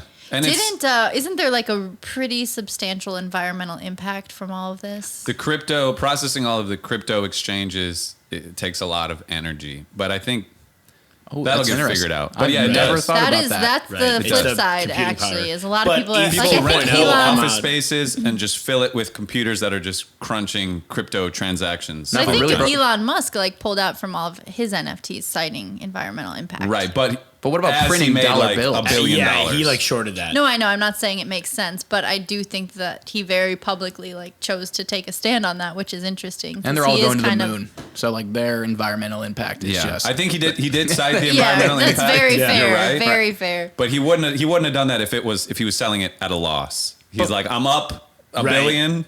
I'm selling this for environmental reasons. This could be like a 5th grade comment, but like how much of an environmental impact is it to like print money all the time, right? Like, are we still cutting down trees to print all these dollar bills? Right. Like, Well, so where's the exchange? Like, which one's worse for the environment? I don't think it's a reason to like slow down crypto because I believe in what it's doing. I think it's progress. I think for a lot of countries that have shit economies, these people can put their money in crypto, which is something that is way better. And I think eventually countries like that, it'll be like a shared global economy a lot more that people are less affected by their country's shitty economy. Yeah. But there are these environmental impacts. But, you know, blew my mind. The energy that things take is less and less. As you know, the energy it takes to process it this year, it'll be less next year and less after that. Right. They're getting better with all that stuff too. I mean, like everything's moving electronic and electric, and they're finding cheaper. Yeah, but all that, you know what the hidden cost of all that is water usage. People don't realize how much, every time you have electricity burning, you have to have water to keep things cool. There's so many like but it still will go, like the miles per gallon of cars is more over time. Like energy gets more efficient. I think there's a certain point where that trend would cancel out. They would bottom out. There's no way that it's going to continue to decrease. But I don't know. You don't think batteries are going to get smaller and smaller forever with having the same energy? It gets smaller, but I think resources get more scarce. I think fair enough. I don't think that that's going to always be the case. I think there's a scarcity of all of those natural resources. Well, water's the scariest one right now. Water is definitely the scariest one. Absolutely it is. I think the next, I mean, like the quadrillion dollar like industry, take ocean water. Make the saline solution. Find a way to make it drinkable, right? That's what we should be thinking about. So they can desalinate water, but that's it. It takes so much energy that's not efficient. Oh my god, it's insane. But isn't that like the most number? Like that should be like the highest priority for everybody. Is like a lot of places do it. Israel, for example, uses desalinized water at a very substantial rate. There's case studies for places that are doing it. I wanted to create a zombie movie. Sick. I think I'd survive. Anyways. All about like basically everybody is forced into desalinizing their water supply. And at first there's no problem. It's all great. It's all efficient. Everything's trending the way it should. But eventually, by the end of the first act, we just completely destroy like the water cycle. And then there's all sorts of unintended, unforeseen consequences, and you have like all these natural disasters, and then, you know, insert pandemonium on the earth, potentially zombies, or just doomsday scenario. It could be zombies. I don't know. Cycle zombies. Well, you don't know. I don't know. Maybe there's like a weird virus on the bottom of the ocean that's only going to come out when we scrape up those little directed bits. by Jordan Peele. But this is what we don't. We need solutions, and now you're going to scare everybody. Now everyone's going to see this movie, and they're like, let's leave the ocean water, let it keep rising, let it just keep doing its thing. I mean, it seems like if the Earth needed less than 70% of its surface is covered with water, it would have made it that way. I don't know. I think there's like a... Well, it didn't make itself. It didn't make itself. It's been evolving. It's been changing. It's always changing. Right. But I don't know that humans should be responsible for trying to manipulate those things so drastically in our lifetime. Right. We've already done it. We've done too much. We can't just be like, let's stop now. Like that's just not going to happen and not going to fix it, you know. We have to do something. I think Earth has a way of cleansing itself and creating the homeostasis that every it wants. And I don't say like it wants as in like a conscious way of like, it's determining nature. Yeah, I mean, there's but that would involve us all dying. Yes, which it's working on right now with COVID. It's trying. It's really trying. Yeah. COVID's doing good. Yeah. The ice caps are melting. There's less land for people to live on. Well, okay, so that's terrifying too, because they used to always talk about the permafrost thawing, right? Yeah. That was what you would hear. Oh, the permafrost. Once it thaws, there's going to release all these carbon dioxide gases. But what they didn't realize is that all the limestone under all that soil actually contains like methane gases. Yeah. And so as that thaws, that's creating more methane than they ever realized, which means it's heating up even faster than they predicted. And do we want to scare even further? There are found viruses. Yeah, there are found viruses in Antarctica that are frozen, encased, that would create another larger pandemic. That as well as in the rainforest. Like humans need to stop encroaching on we've got enough land. We've got 7 billion people. We're way past how many people are supposed to be on this planet. So we just need to let's just keep to our corner, keep our yard. All the more reason to chase your dreams. You know? Dream big. Dream big. We're all gonna die. The world is ending. Yeah, might as well. I remember the decision to move out to LA. I was at a buddy of mine in college. She has a very like wealthy aunt who used to host these like whiskey dinner nights, and it would be to bring on like her nephews, like friends, to educate us about like fine whiskeys and have like a dinner. It was very hoity-toity. It was awesome. I loved it. Every time I got invited, I was the only Jew there. Absolutely, it was a great time. I got invited 2 or 3 times. It was great. But I look at her, and this woman is massively successful in the tech space and whatever, and she sold her company at like 35 and she made her money. And I asked her, somebody that has succeeded in the world of business and finances and whatever, as I was considering moving out to LA, I was like, and this was right, it was the 2018 wildfires that were really, really scary, crazy stuff and the whole thing or whatever. And I was like, literally the earth is on fire right now. The state that I want to move to is in a drought and on fire. I'm chasing these very lofty, selfish, narcissistic dreams of getting famous and being a movie star and making films that people like, right? Should I go? Is it worth it at all to follow such a inherently a selfish want? And she looked at me, and I was buzzed through the whiskey, but I remember her saying exactly, she goes, if the world's on fire, why would you not go right now? And I was like, oh. Great point. And then I moved later that year. Right to my couch. Right to your couch. It wasn't on fire. No, but I remember staying on your couch within the first 2 weeks of me being out there, and the Santa Monica Mountains, they were on fire, and everybody was at work. I was in the house alone, and I started smelling smoke, and I was like, oh my God, so I'm texting Ethan and the roommates, and I'm like, if I get evacuated, what do I need to take? Like, what do you guys need? It was the most terrifying welcome into Los Angeles. And it is terrifying. Yeah. It's so Our scary. friends just came to visit from Argentina, and they were here with us. And I remember, like, in the beginning of their trip, I kind of mentioned the fires in passing. And I was like, I kind of feel like I should have, like, an emergency bag just packed and, like, a panic bag, right? Like, a panic bag, but then also, like, the memory bag of, like, I've got stuff, like, my baby things are here. Sure. There's, like, certain things, my pictures, like, all these things that are important, right? And I was like, I should have that. And he was like, no, you shouldn't. Like, that's like, playing bringing in, like, asking for this bad energy kind of thing. But, like, I don't know. They're knocking at our damn door. They are. And he literally went up to Northern California to visit other friends. And as they came back, 2 days later, they lost their homes in the Dixie Fire. The house completely burned down. I find a really hard balance between, like, acknowledging that this is a problem and not wanting to have my head buried in the sand about it, like wanting to do, be prepared, wanting to try to be responsible and playing my part, all these things, and then also not living in this like panic, fear-based media, sensationalized way. It's, I don't know, it's hard. It's hard to. It is a hard balance.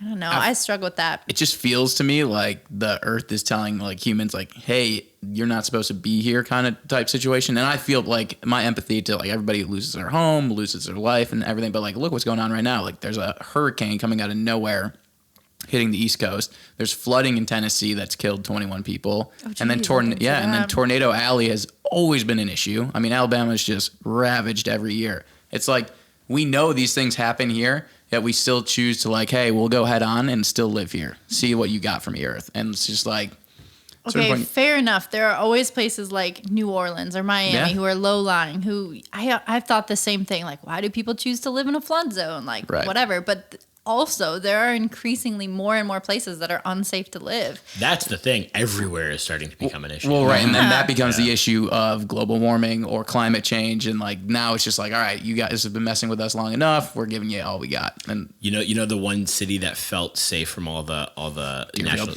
not even Deerfield, Chicago, the national disasters until the tornadoes rolled through this summer. And the polar vortexes. Yeah. I mean, I was all college for me. We had like 3. And it was polar vortex was scary.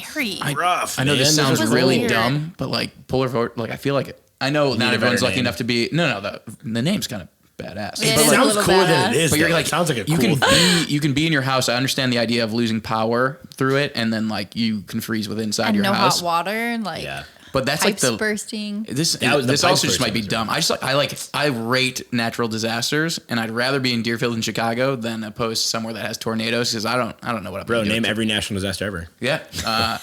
Hurricanes are terrifying. I don't think I could do that. Earthquakes. Tsunamis freak me the Hurricanes fuck bad. out. Yeah. Earthquakes are usually not bad, but when they're bad, they're bad. fucked. Yeah, Well, they're because super they bad. and you always don't seem to know. happen in the middle of the night. Why don't they happen during the daytime? Yeah. The Rock works during the day, so it has to happen at the night so we Dwayne can Johnson, save us we all. gotta get his. Right, that's true. Right. I remember I experienced my first earthquake a couple months into moving out here. We lived in Van Nuys up in the valley, and it was 3 in the morning, whatever it is. And it was so, like, it knocked books off my shelf, the whole thing, really scary. And I had this imagery of, I felt so exposed in my bed. It was like God was like looking at me at that moment, and I felt so naked, and I was like, oh, this is a terrible feeling. Well, I feel like it's the only disaster there's nothing you can do while it's going on to like change it, right? Like a tornado, you can get underground and like hide from, like a hurricane. Like you see it coming, but the earth is literally shaking underneath you, and there's where the nothing. earthquakes- There's nowhere you can go where it's not going to do There's that. no Helicopter. warning. The Rock got in a helicopter. You got to do that as fast as Oh, like. I Can you didn't see how that movie. disorienting Yeah. that We is to love get bad in? disaster movies. Oh, course. it's like one of my favorite genres. Day After Tomorrow? That's a good was a good disaster one. movie. Would you guys survive? No, it? it's not. It's a bad Yes. movie. I'm well Why is it a bad prepared. movie? I've The Jake watched Gyllenhaal them movie? all. Yeah, completely. So many reasons it's bad. With Dennis Quaid. Quaid, thank you. I would say Hopper, I was like, it's not right. Dennis Yes, Quaid. that's bad. You don't like Day After Tomorrow? No. Did you ever see Vertical I Limits? enjoyed it, but One of it's my bad. favorite of all times. Another disaster one. Yeah. Did you see Vertical Limits? It's I not don't really a even know. I national don't even know what disaster. that It is. kind of is. That's a better one. Is It's it like one of Limitless? my. I don't know why I was so obsessed Vertical with this Limits movie. is like a 90s mountain climbing. Armageddon? Oh, You kind of should watch it. It's Love like all Armageddon. about love climbing, Armageddon's Love amazing. Armageddon. climbing Everest, an Everest trip gone wrong, and like all the things that happen, including some avalanches, which is See, why but luckily, I'm never going to weave be that in. on Everest. Like that's You because can avoid I know I Everest wouldn't be able to easy. survive Yeah. that. Like this You is can avoid it, This is yes. naive. Zombie apocalypse. Like I couldn't choose that, right? I can choose to be on Everest or not. I think I can do well in a zombie apocalypse. Oh, zombie apocalypse is not that bad. Yeah, it's actually Not that Well, bad. does it not depend a little bit on the kind of zombie? sure, but They actually, throw a lot at us. yeah, because like, what if they can like shoot guns and stuff? Like, what if it's just they're they're smart zombies? Yeah, they're smart It's zombies. mild zombies. Is that- They're And People mild always zombies, but they just assume wanna zombies kill. are idiots, I but would how do we love- know that that's true? Would love Walking Dead zombies. Yeah, The that slow I could moving fuck with. ones. That's They not just good. walk. But They in walk. that, and the show was the same way. It's the non-zombies you got to worry about.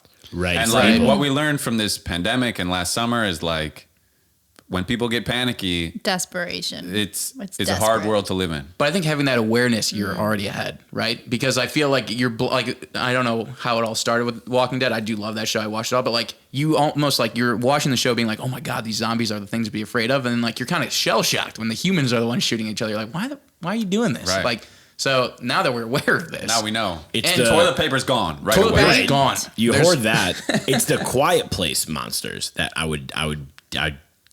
think I'd kill Oh, you're myself. such a talker, you know. I you're love a good screwed. story. I just like to talk a lot, so I Yeah. just would not be good in that Ethan's world. pre-gaming. You're just yeah. Your We whole, would die the whole first block, in the that. whole Oh my God. block is and you just dead. get the shots of like Emily Blunt and John Krasinski like freaking out in silence. They're like, You're like, what? and I'm like, what? Yeah, it's about right. And literally, and then DJ Khaled's like, what? yeah, another one. Another one. Another one. Yeah. We had I an think I have to idea watch that of movie like 'cause, a funny short film. I think it was JC's idea, but it's like you wake up and it's the zombie apocalypse, and we're like, oh fuck.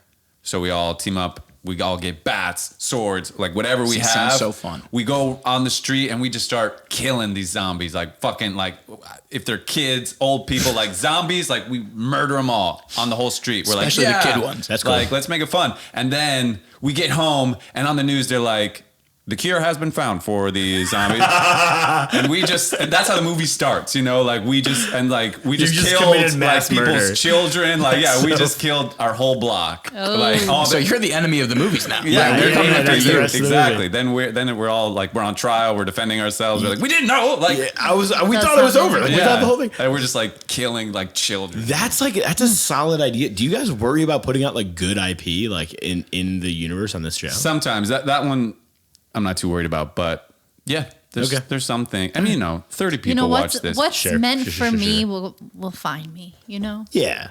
Yeah. But like he's saying like if you put out a good movie idea, someone's gonna If steal somebody's it. gonna take that, like that's I probably am not gonna make it. So. And was that zombie You stuff could. based on Could your take it. how you think your skill set would be in a zombie apocalypse. Because I got to be honest, now I'm starting to think about it. If we didn't watch Shaun of the Dead at the Brisky household, at the Brisky household, that's what I was saying. I think the I don't want to Brisky keep household, giving you so much credit for like my childhood, but like, it's a lot. It was who showed me Shaun of the Dead, and then that's how we just kept watching it. Now I think I can survive it, and it sounds like you think the same thing, and I think we all came from the same era of like. Yeah, I was picturing Shaun of the Dead when I was saying 100%. I got the. And that's a Brisky film. It's actually written in the credits too. It was Shaun of the Dead, Call of Duty Modern Warfare, the board game Risk, and then Death Cab for Cutie. That's my biggest Brisky association. Death Cab for Cutie. Death Cab comes from Adam. Adam gets all the credit for that. Fair. Probably the Modern Warfare also. Sure. Wasn't much of a gamer. I'll take Shaun of the Dead though. Shaun I of saw the it Dead in theaters, and we didn't know really what it was. Hilarious. Because a movie like that hadn't really they hadn't made, that was their first movie. Comedy horror movies are Yeah, like it didn't really exist. So we had left a Bulls preseason game because it was so boring, and we were like, we're leaving. Preseason basketball. So we just went to a movie theater. Northbrook Court. Maybe, but we were already in the city, so maybe we were in the city. But but we were like, I saw a commercial for that. Oh, let's check that. And then I've never laughed so hard in a theater in my life. I love that. Like we were just floored because we didn't know what we were getting into. Yeah. Like it was a new kind of laughter that I didn't even know existed. Like it was. It's surprising, and that's the thing. As filmmakers, as whatever, it's like you really want to find the thing that is surprising and shocking. And I just directed this short film that I star in. It's doing the festival circuit right now. Check it out. It's called Huge. Check it out. It's a dark comedy about body dysmorphia. It's heavy. Like it's a drama. It's really plays on this idea of just kind of like not feeling like you're enough, and that little voice in your head that tells you you're not enough. But the whole thing stems from my main actress. We get this drawing from our goddaughter, who in the drawing, she's drawn a little bit larger than I am. And she goes off the rails from it. And it's just like this offbeat, kind of weird kind of moment where throughout the whole film, she's just kind of like spirals down and down and down. But there's this one moment where she screams at the drawing at the top of her lungs, like, I'll fucking kill you, you little cunt. Because it's like talking back to her, whatever. And I walk in, I kind of break the tension a little bit. And it's just finding those moments of like, where can you shock an audience? And what's the, because if you're going for, laughs are cheap, but gasps are where the money is. I think that's what Rob McElhenney says in Always Sunny. Gaffs are where the money is. Gasps. Oh, yeah, we want the gasps, right? There you go. So you gotta find those moments where it's like, am I supposed to laugh at this? Like, is that, it's weird. It's supposed to be funny, but it's also like kind of heavy. Like, I don't know. That's the wheelhouse that I want to like hone a little bit more in my career. That's I cool. like that. I like the surprises. We watched a movie last night that was in the cheesy action drama section. Was it right? The new Jason Sweet Momoa Girl. movie. Sweet Girl. Yeah, we have a I'm watching it tonight. We've got a client in that movie, so I'm hoping it's good. I know I feel like you guys better than I expected. It was, okay, and sure. actually, the credit I wanted to give it was just that it didn't play out the way I thought it was going to, which is very, very rare in like a cheesy action drama. Yeah. Those are very predictable. Thanks for supporting, by the way. Thanks for watching that film. Yes, Yeah, absolutely. I'm like... It's big ups. Yeah, big ups. Jason we did it for had you. me with Jason Momoa, but okay. Isn't it crazy though, like how like you could put all this work into a story or a film or making the thing, and it's up to an audience to decide, I know how this is going to end. Rotten Tomatoes. I know. Or Rotten Tomatoes. But audiences are so savvy now. So smart. You need to like give them this thing where you're tricking them. So they're going to see that you're tricked, but that was the trick. And then that was all a decoy, so you can trick them on the other side. You got to be a magician. You ever see the movie Focus with Will Smith? And Margot Robbie? Yeah. It's so been a good. while. It's so good at that where you're like, I know what's going on. I know. I watch movies. Yeah. And then it gets you like a few times. I love that. It's really well done, that movie. I tell you that all the time. I can usually figure, and it doesn't bother me. I can usually figure out a movie right away. And to be fair, I might cheat a little bit because I have to read scripts for a living. But I feel like I always know where it's headed. And it is the movies that actually pull that, like, this was the trick you're supposed to fall for, but there was another one behind the door. I was like, oh, those are the movies. That's the real one that's got me like, you got me. White Lotus just got us the whole time. White Lotus got me. Everyone's talking about it. We never saw it. Fun. 6 episodes, great hour time. long. What's it on? HBO Max. A lot of eye Max. candy. Oh, it's a great time. Ooh. Love it. Alexandra Daddario, Sidney Sweeney. Steve Zahn's. Steve Zahn. I love good Steve Zahn, right? Another client. That thing you do, that's a great movie. Yeah. That's a... Man, so you're working for an... management company. for actors? Yes. Film and TV. Film and TV. Mm-hmm. So, and what's the dream? Because what I remember from you, it's like Ari Gold. That's the dream. Yeah. Oh, yeah. It was basically spot on. I just can't be yelling all the words he was yelling because then I'm canceled. But did you watch Entourage? Because of course. Right. So my life is based on Entourage. At the age of 14, started watching the show, and now I'm here. And so now I work at a management company because I'd rather be an E with and I have the tenacity, some would say, of like Ari Gold. I have a bit of a temper, and I have this ambition that honestly I haven't. Are you being serious? Oh yeah, 100%. Wow, I've never seen that side of you. Right Paul, now, you got to realize you're the cool older brother to us. Yeah, so like we got to keep our cool around. I kept it all cool in front, like all right. But no, so like okay, so you have a temper. You have the Ari Gold. I have the Ari Gold in me, but he's a charmer, you know. And like in the Me Too movement, the cancel movement, all that, and I never was a bad person to begin with, but like now I'm even more careful. Like I won't say anything. I am like what I can't even think of the metaphor, but yeah, I'd rather be the soft, more sincere, like E. I'm really more for like my clients and like building their career, helping develop it, and being more on like the personal side. And they're not a dollar sign to me. They're more like it's more like a family element that I like to bring with it. So yeah, the ultimate goal, which you were asking, is like to have my own clients, be like E, be a manager, and work in entertainment. So have a management company or get that one client and just kind of. I love the company I'm at. Like if I am lucky enough to become a manager there, that'd be spectacular. I do have those overambitious dreams of like having a multifaceted management company for sports, film, music. Really, I really want to own everything. Go. I just want. Yeah. But yeah, in the interim, like 5-year plan, would love to be a manager, having my own clients. Danny being one of them. That'd be fantastic. Cool. That'd be great. But this is a plan that we've devised forever ago. And we're getting closer and closer. Like I'm getting more established in this business, and it's opening some doors for me. So we're getting there. And, I'm working on my 6-pack. It's taking a while, but so am I. Yeah. You know, You're almost Vinny Chase. You're so close. I'm so close. You're That's just a 6-pack because away. people, they look at me, they go, "Are you Vinny Chase?" And I'm like, "Scott Conn, actually. What's going on?" Yeah, Scott Conn. I see it. I see it. Yeah. Hey, whatever gets me on camera, baby. So for you, Danny, it's like, I mean, not to typecast you, but it's kind of a Seth Rogen thing, it's right? a little Production bit more company, Seth Rogen, writer, Especially director, your laugh star. is a little. Yeah. It's not. hopefully, there's no copyright infringement from this show. on the laugh. Right on the left. Yeah, exactly. You might not be able to laugh on We camera. rep Seth too, so it's all good. We're good. Okay, Yeah, I'm We're just like blacklisted. their company does like everybody you would love. It's awesome. Yeah, no, but it's definitely like that. John Favreau is a huge inspiration to me. I think he's like he made films and he gets to be in them, and then he takes these incredible IP. But after like decades of like being in the thing and making it work, Seth Rogen absolutely.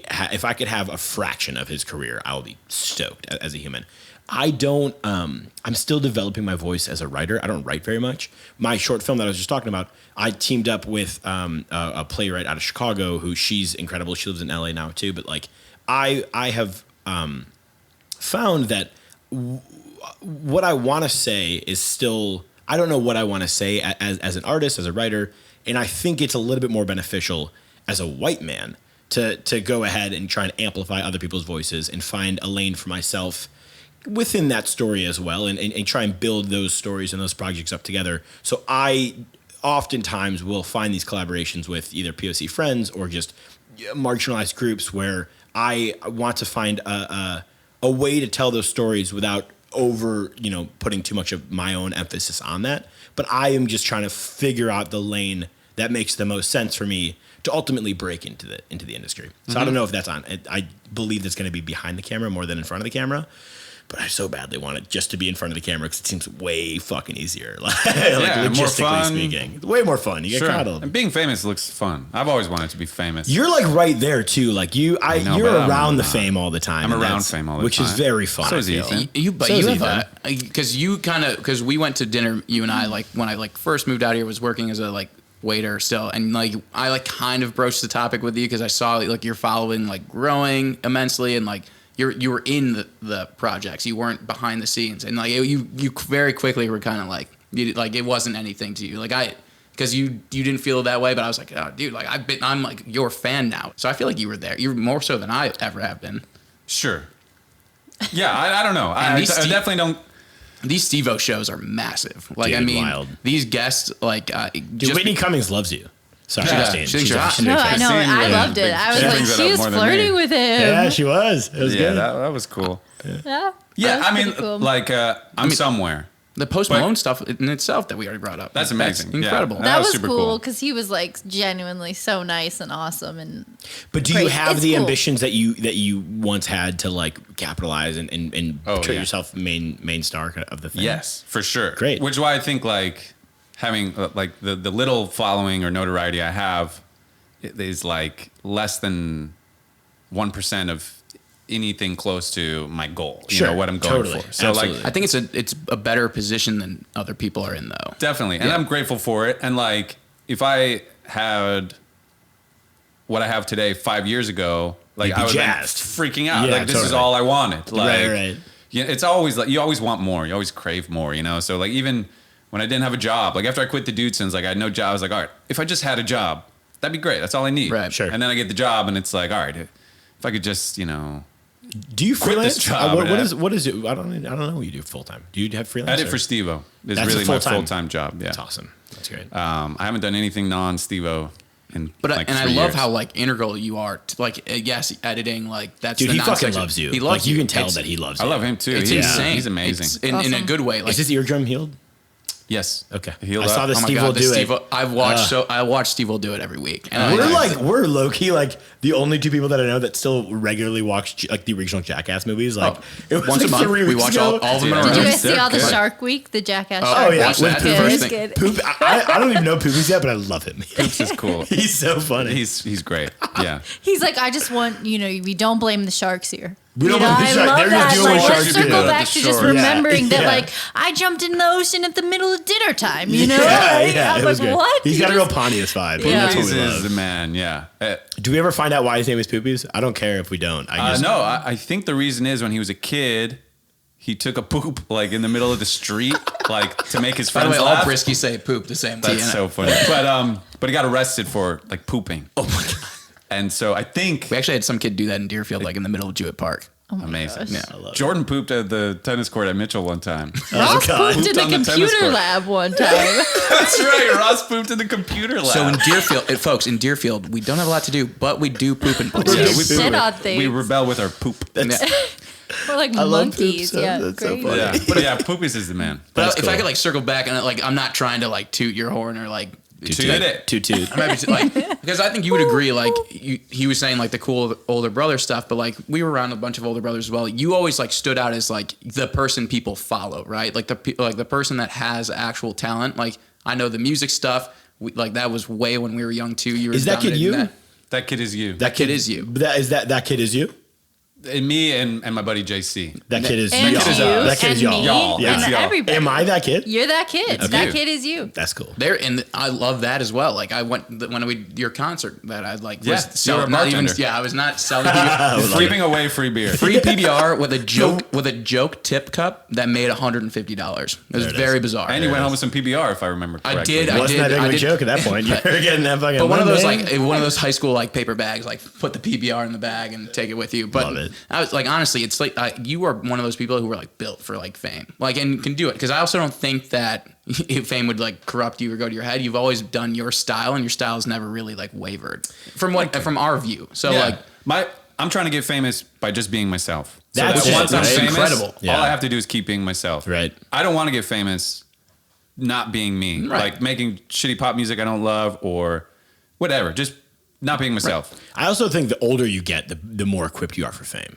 For the I longest agree. time, I was like, I want to be no, like this is it. This is the Oh whole my thing. gosh. And I have friends that like have gotten famous, and like I have like I've seen careers like kind of explode, and it's really fun. And like they haven't changed as people, I don't think, but I also don't see them as much. But it's a thing where like I personally like I'm cool with the steady incline, and if I don't hit it till like fucking early 40s. Then I don't hit it till early 40s. You know what I mean? Such Like, I'm a on the same different boat. outlook on fame. To me, fame is like a you don't want it. not. You really. want your bath time. I And want my that's bath it. time. She's going to be blurred. I like understand the importance of recognition. Like I seek validation for performance. Like I get that. Like I like validation. I like acknowledgement of my success. And so in that way, I get that that's a good thing. But yeah, like fame kind of traditional sense of like paparazzi or, like people following you around, invading your privacy. Like, but don't you want people to be like, oh, I know you from that thing? I want that level of fame where people are like, where do I know you from something? And you're like, yeah, what is it? It was one of this or maybe that or that. And it's like, oh, cool. And I would have loved the paparazzi. I don't really need that. I don't need people to know me. Yes, it's a huge ego tickle. Yeah. Being famous. Like I'd be lying if I didn't say that's a big part of it. But it's also like being famous always seemed to me like you get this backstage access to the world. Everything. Like you go to a concert, you can go to restaurants, you just kind of get more access to the fun shit. It just seems really fucking fun to me. Being famous. Also, it would tickle my ego a lot. Yeah. And like that is something to like be weary of. Sure. And like always check and keep like, because we're pursuing tickling our egos, and it's like that's dangerous, Totally. Because especially failures in that way and end up hurting a lot more because it's like it's so public. It's so public, and it hurts your ego. Like you were trying to inflate and you're getting deflated, and so it's scary. But anyway, I just think it's fun. You work full time for a man that likes attention so much he shot poop directly into his ear canal. It's true, and that's crazy. That's the one you're hanging on because all the other stuff he did as well. And I have nothing but utmost respect for Steve. Oh my god, absolutely, he's a hero. So, but it's so like the length at which and I think it's more prominent like the older he gets or people get like where it's like I have to up myself to stay relevant. But also in the general changing landscape of media and like people's attentions, like you got to go crazier than ever to kind of stay relevant. And at a certain point, I feel like I'd be like, people know me for my shit. I can continue to do the work. I guess it's like either a level up conversation or like, are you just happy with like where you're at? I heard this interview with Zach Galifianakis, who like hated fame. He wanted it so much, and then he finally got it later in life, and then it was uncomfortable for him and for his family and the whole thing.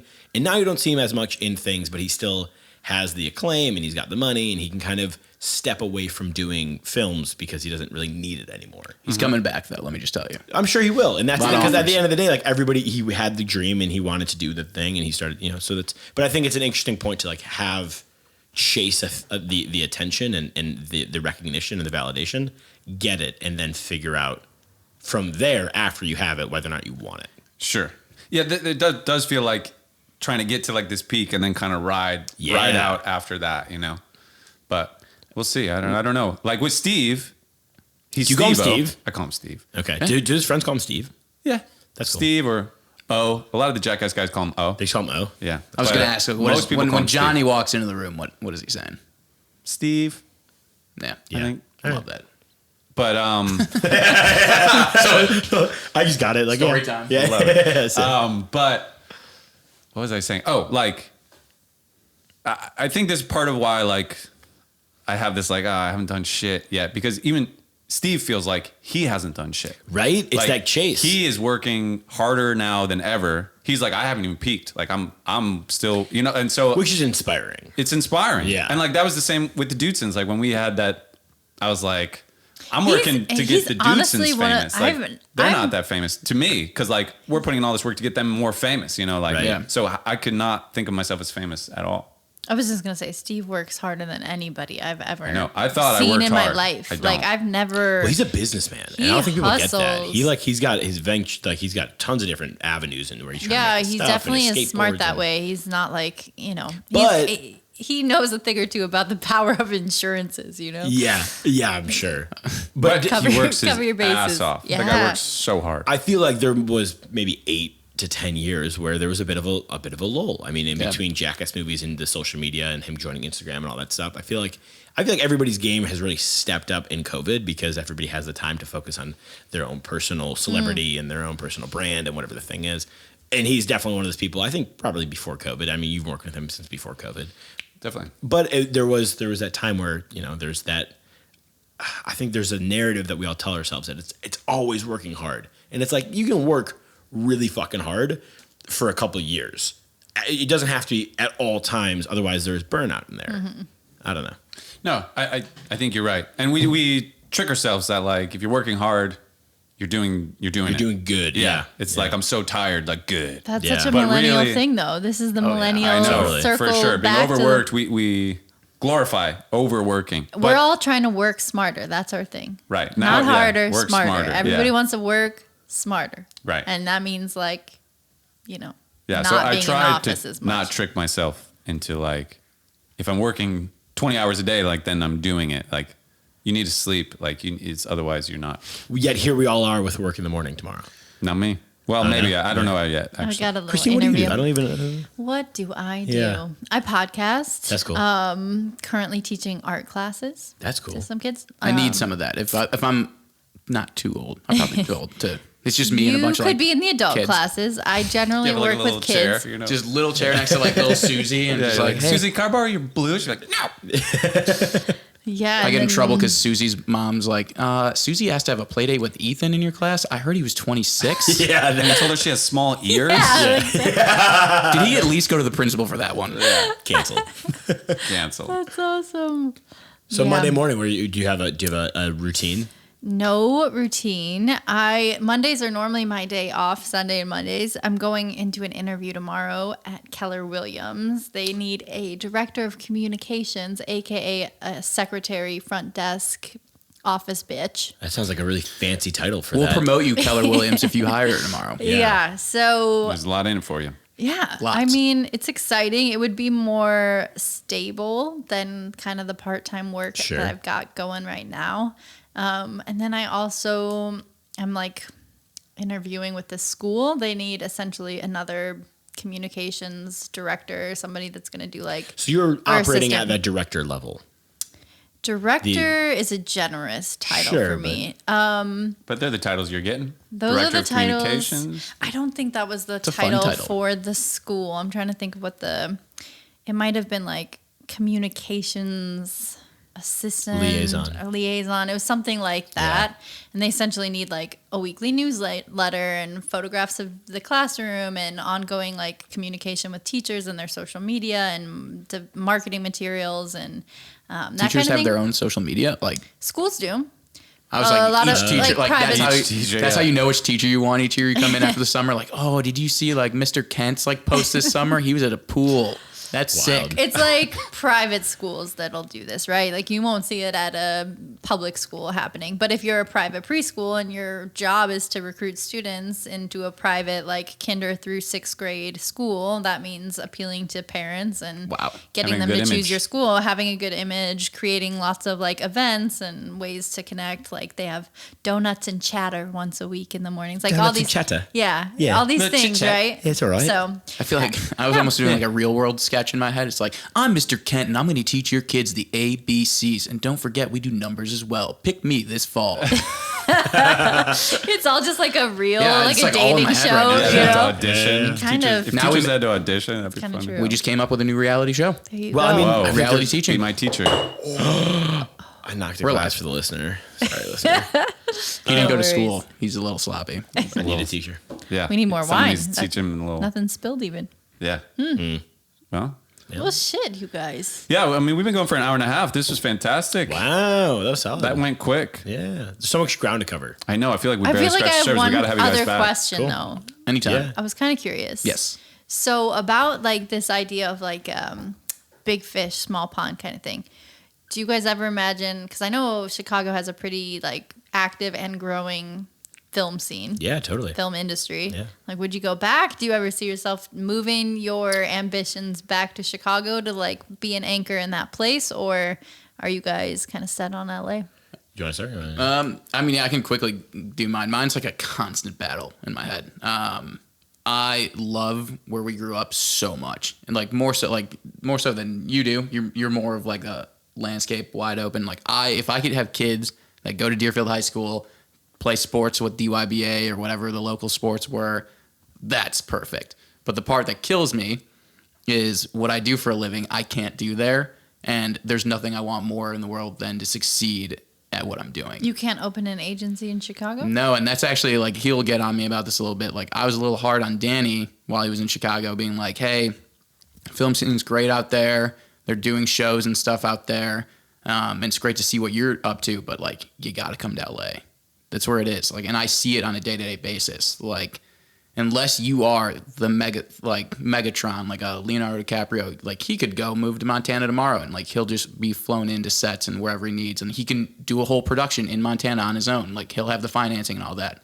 Like LA, you have to be here, especially when you're breaking in at that level. And there are outliers, right? There are people who come from everywhere and made it in their hometown. But like it really does run through LA, the entertainment industry, at least in film and television. But if you got your company up and running, you had a few clients, things were going good, you think you would still have to be here? I would try so hard to be able to, and I guess COVID has taught me. I actually worked for 3 months in Chicago this past winter, like worked remotely from there. And I think it taught me that if I can get that big and I can make sure that I'm not hurting my business at all, it'd be great to spend time in Chicago. I just would, and then it just like there's so many stupid little logistics. Like, would my family go back and forth with me? Like, blah blah blah blah blah. But sure. I do, yeah.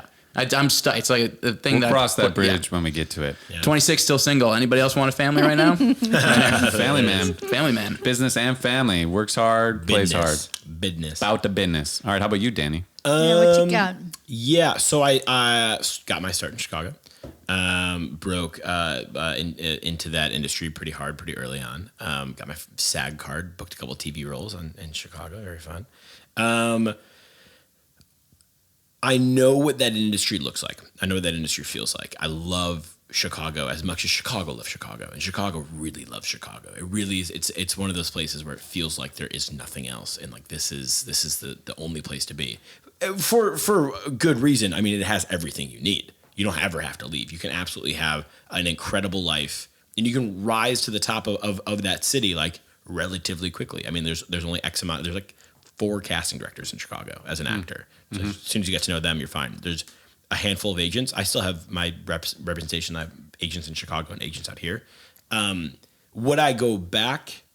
Absolutely. I think what I want to do is build myself up enough where I could then start to take projects back to Chicago and keep them out here. And like, it's one of those things where like, I think Joe Swanberg is probably like that's the person I kind of look at like most as somebody who like was a Wicker Park guy. I lived in Wicker for like 4 years.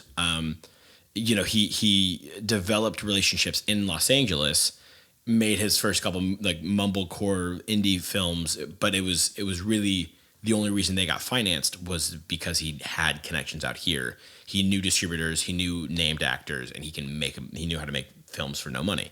So if I get to a point where I become the name, then yeah, I would love to take my talents back to Chicago, but I'm not going to do that until I kind of established that for myself. That's kind of where I'm at. Cool. Okay. Yeah. I like it. Yeah. What about you guys? You guys ever going back to Chicago? I don't know. Probably not. Could you probably leave LA at some point? We want to have kids, and we don't want to raise kids here. Sure. My biggest qualm. We love Arizona and Tucson, where she lived before here. I love the mountains, and like we're both way more comfortable on the West Coast, like climate-wise, culture-wise. Totally. But also having kids, there's a huge plus being around family. So, and her family's in Indianapolis mostly. Mine's in Chicago mostly. It's like somewhere in the Midwest there would be benefit, but I don't know. I'm hoping we don't have to. It feels like a regression. Those problems are literally what I saw. It does feel like a regression to me. I don't know if that's just some like weird ego thing I have, you know, like. Well, I just think you grew out of that town quickly, right? And it's not even just Deerfield, but it's like Midwestern culture. I feel like that's just there's other values out there that align more with you guys as people. Yeah, we're more West folk. Yeah. Definitely. Would your families ever come west? I know a lot of people retire. Are they Florida retirees? Are they going to go to Florida? No, you know, it's a big one. No, my dad, he's staying where his grandkids are, which right now, like, there's just one. Soon there'll be 3. Yeah, you got to see. Congrats. Yeah. Congrats to your grandfather. Or your dad. Yeah. No. He's a grandfather now. It's so fun. Like, being an aunt, honestly, is like. Great. But you're the out-of-town aunt. I'm the out-of-town aunt, and it hurts. It hurts being away. I don't like being the out-of-town aunt. But they love you that much more when you come because they know they might be getting a gift. And then they also don't get to see you as much. It's like, oh, you're the cool aunt that lives further away. It's true. Yeah, but also. I just wish, though, I would be there all the time. I would much rather him be sick of me and like him not even care because I'm around all the time, because they grow up so fast. He changes, like every time you call him, he's like bigger and different and knows something else. He also speaks like this now. Yeah. And it's just, it really does go fast, like as cliche as that is, and I don't like missing it, but at the same time, like my dad just moved to Indianapolis, like, so they just got to be in the same city, but like before that, I had every family member in a separate state, and it kind of is like, all right, if you guys all get to be where you want to be, like I get to be where I want to be too. Yeah, and totally.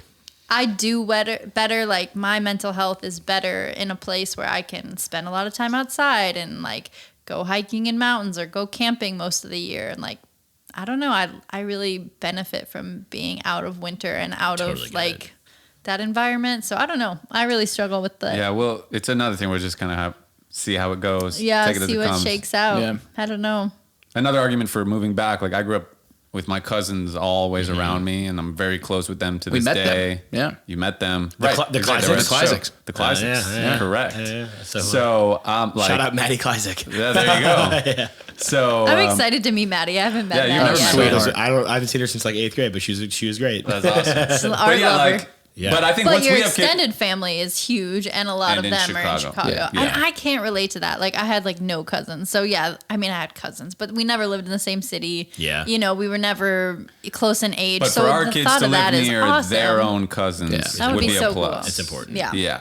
But is it a make or break? Is it make or break? I don't know. And also, like, you don't have kids yet, so you don't have to. Well, so I don't know. and how we all started this show. We're still young. This Yeah. is what We still got this is what time. we unpack today. After every conversation we've had, we're still young. Yeah. Who knows young. where we're going to live with our kids because That's we're true. still young. Our hair may be receding, but we still have time. But our There it dreams Are are as not. alive bigger. and Our tenacious dreams as are ever. true and bold.